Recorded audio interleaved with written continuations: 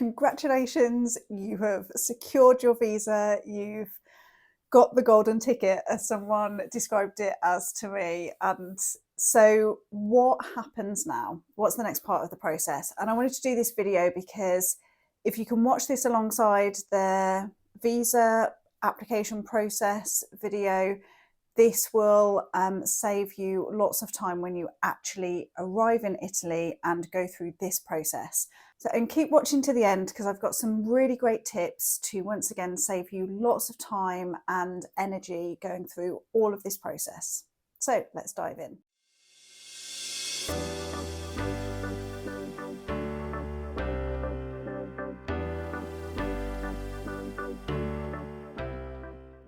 So your visa is like a sticker inside your passport. So when you arrive into Italy, that is the passport that you will use to get access to the country, and that will be stamped.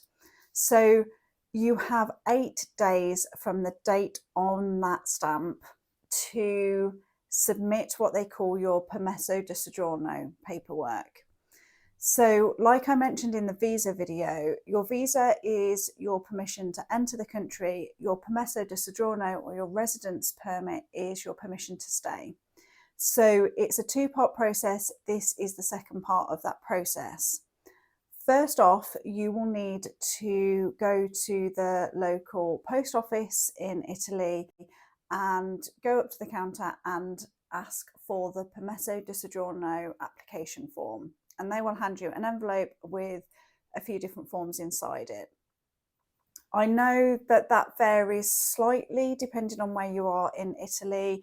I've heard of some people that have just been able to go to their local questura or their local police headquarters and be able to access the paperwork and make an appointment from there. But for the majority of people and cases, this is the process. So you will get your application pack from your local post office. Do this sooner rather than later because this is quite a detailed application form and it requires quite a few different documents. So had I've known what this process was when I was applying for my visa, I would have just photocopied all of the paperwork that I submitted for my visa because it's basically the same. So this is the one part of the process that I had help with to make sure that I was inputting the correct codes for the Digital Nomad Visa and that it was being completed correctly. Because if this form isn't completed absolutely perfectly, they will reject it. So complete the application form. You will include pretty much all of the same paperwork as you did for your visa. So all of your financial information, in my case, it was also my qualifications, my lease, and my passport, my visa, like photocopies of everything basically. And you then need to get this little tiny stamp on the front of it, which you can get from certain places in Italy. I don't know where from because this is the bit of the process that I had help with, and Ali very kindly went and got the little sticker for me. And all of that paperwork, and she actually also wrote a cover letter for me in Italian, just describing my situation and where I was living and what I was doing. So all of that got placed inside the envelope, and then that has to be submitted back to the post office within 8 days. Okay, so you don't have a huge amount of time for this, which is why, had I have known, I would have just duplicated all of my visa paperwork and just brought a copy with me. So that's first stage. When you then go back to the post office to submit your application, they will go through all of the various bits of information that they need. You'll need to take your original of your passport. I took originals of everything with me just in case they queried anything. They input all of that into the system, and then they will generate you an appointment to attend your local or your region's questura. so your police headquarters.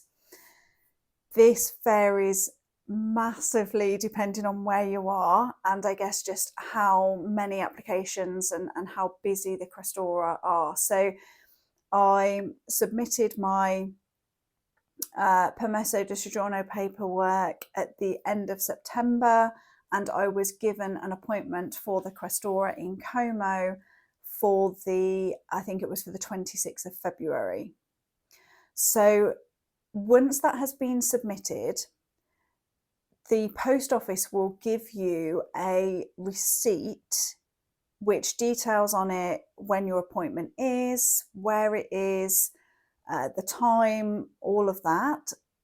Do not lose that receipt. That is your temporary, almost like Permesso di Soggiorno card, if you like, that when you then leave the country to come back into the country, or, you know, if anyone was to query that you're here in Italy but beyond your 90 days of Schengen entitlement, that is your paperwork. That's like your permission slip until you physically get your residency card.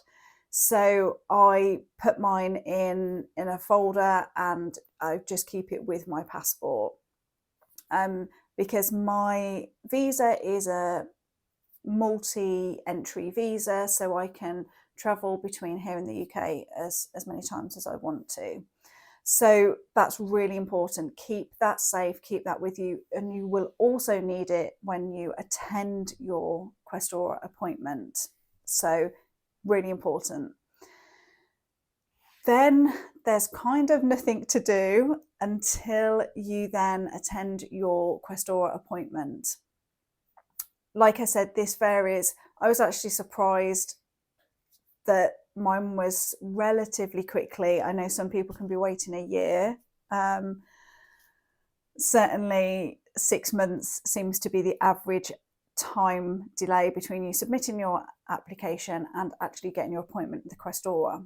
Now, the appointment at the Questura is where they are going to go through your application. They're going to ask for any further like documents if they need to. That's when they'll query anything if they need it. They will also take your fingerprints and they'll take a photo, or they'll request that you bring passport photos with you. I had passport photos with me, so they had that there. This is a humbling process, I would say. The Questura itself, so I attended Como. You're stood in a room full of, I guess, anywhere between maybe 60 to 80 people, and there's maybe 10 chairs, and you have no idea how long you're going to be there for. So the first time, so the appointment that I was given originally on the 26th was for 11:42 in the morning. I arrived at 11:30, I guess. I was still there at 1 o'clock. There's no one really to speak to. There's not really any information around. It's all Italian, obviously, because that's the common language when you've got people there from like every country. And you know, my Italian's not great. And so I was just waiting and waiting, and then everybody got called up to inform us that the computer systems had totally gone down and they weren't going to be able to process anything that day. So they had to rebook us all for our appointments. My appointment got rebooked for the 11th of March at 8 a.m. and I was thinking, oh, this is great. You know, I'm going to be able to get there. I should be first in at 8 o'clock in the morning and I should be like home by lunchtime. It's not how it worked. 8 o'clock came and went, 9 o'clock, 10 o'clock. And by this point, I'm starting to get a bit worried that my appointment hadn't actually been rescheduled in their system and that my name wasn't on the list. So I quickly Google translated, like, is my name on the list? And went up to one of the counters and they were like, yes, it's just you've been given, like it could be at any point today that your name gets called, basically. So it was an anxious few hours of sitting there or standing there and waiting and just hoping that my name was going to be called. And then I guess it was maybe about 11:30 when I got called up to the counter. They check the date that you entered the country, so they'll ask to see your original passport, check your stamps, check all of your paperwork, and then you wait again, and that's when you will get called through. I think I was waiting maybe another 20-30 minutes, and then you get called through for them to take your fingerprints, which is quite an in-depth process. I've never had that done before. And they already had my photo, my passport photo. So then that was the end of the process. And I confirmed like 3 times with the people there that I was finished, that I was done, that I could go. And they told me that within a month, maybe 2 months, fingers crossed for a month, that I will get sent a text message to inform me that my residence card is ready to collect, and then I will go back to the Questura in Como to collect my residency card. So that's the whole process that we're at the moment. We are now, on the 17th of March, so it's about a week ago that I went to attend that appointment. And if I haven't received a text message in a month's time, I will log back into the system and just see whether it's ready to collect, and I just haven't received the message.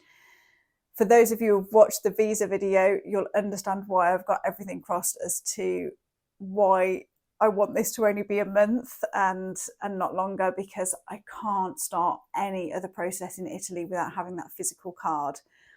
And I'm waiting on being able to get my dog's EU passports, to be able to get them back to the UK and back in here to Italy a lot quicker, to be able to get my Italian identity card, to be able to start registering my business here, to like getting my husband's, his Permesso di Soggiorno paperwork started. All of it hinges on physically receiving that residency card. So I'll keep you updated with what happens, but that is the process. Obviously and understandably, it's all in Italian. So just kind of brace yourself for that. If you're moving here and your Italian, like mine, is not great. It's a work in progress, shall we say. So now I just want to share with you some tips that I've found really helpful. They've saved me a lot of time, or I've learned them the hard way, and I want to save you some time and energy. So the first one is connect with your local expat community literally as soon as you can, either before you move or as soon as you move. Go onto Facebook, go to, if there's any like local places that you can connect with fellow expats, because they will be a wealth of information and connections that are really going to help you. So we were very, very fortunate in this kind of area. We already had a friend here.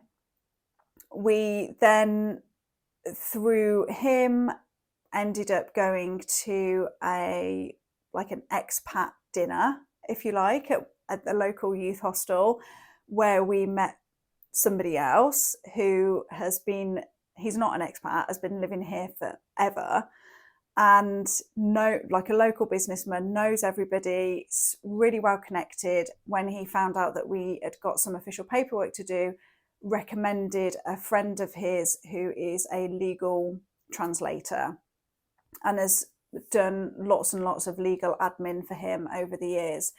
And she was fantastic. It was the only bit of outside help we've had so far in this whole process. And she then completed the Permesso di Soggiorno paperwork for me, making sure that it was all perfect. She phoned the legal helplines for me to make sure that everything was absolutely in order. And she's helping me again now, because I'm prepping my husband's paperwork ready for his Permesso di Soggiorno application to go in. And for that, we have to have our birth certificates and marriage certificates that have already been apostilled. They now need to be translated into Italian. And so she's doing that whole process for me.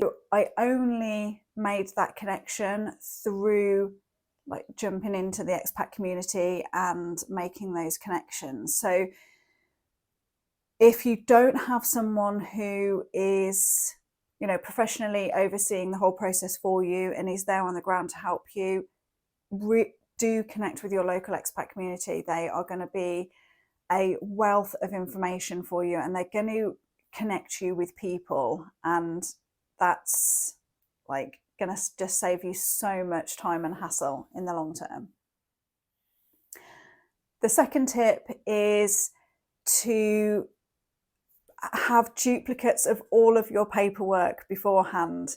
So one error that I made in this whole process was that I submitted all of my original certificates alongside photocopies, but they obviously had my originals with my visa application, and I did not receive them back, which meant that when it came to applying for my Permesso di Soggiorno and they want to see the originals of everything, and the Questura in Como is well within their rights to request the original documents of all of the photocopies that I send, I don't have them, okay?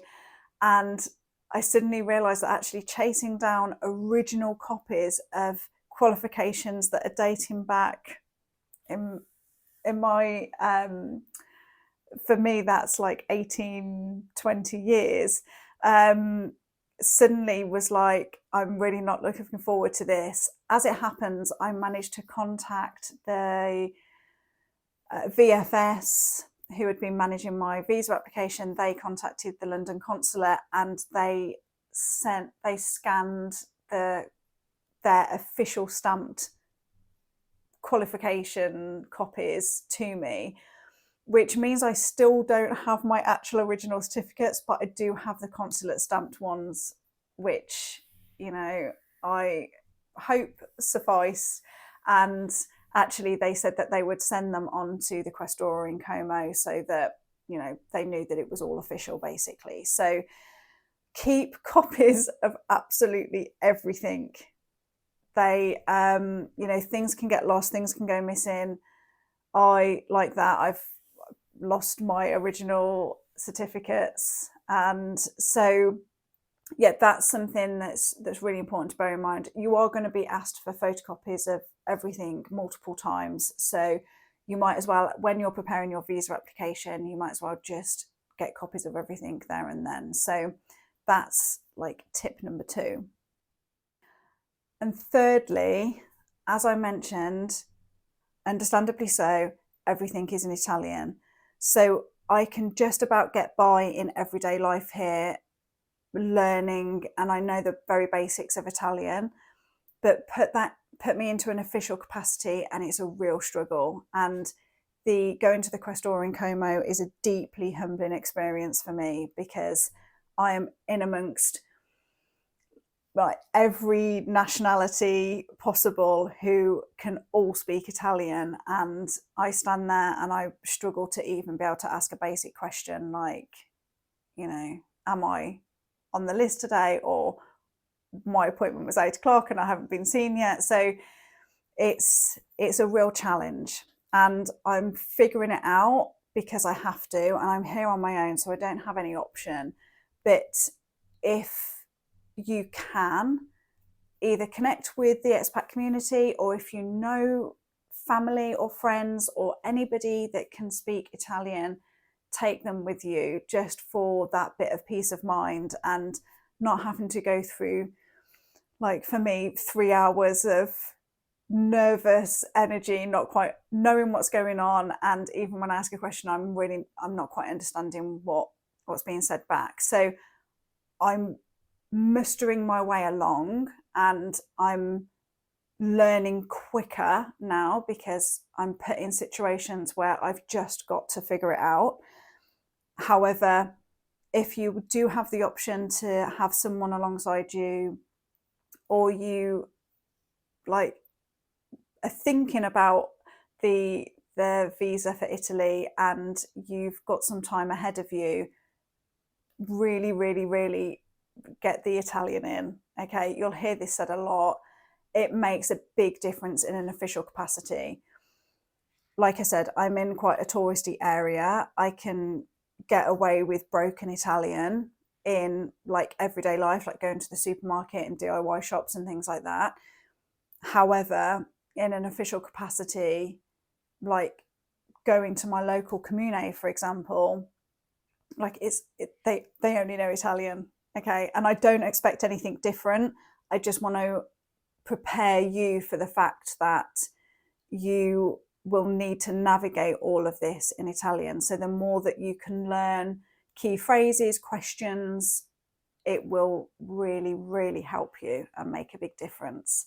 So there's my tips for this whole process from someone who is gone through it, is living it, and I will ensure that I'll keep you updated as to what the next stage is in actually collecting the Permesso di Soggiorno and gaining that residence permit, and then what that enables me to do in the rest of Italy. So hope that was useful. Do let me know in the comments if you've got any more questions, anything that you'd like to know about the process, and I will do my absolute best to keep you posted. Okay, bye for now.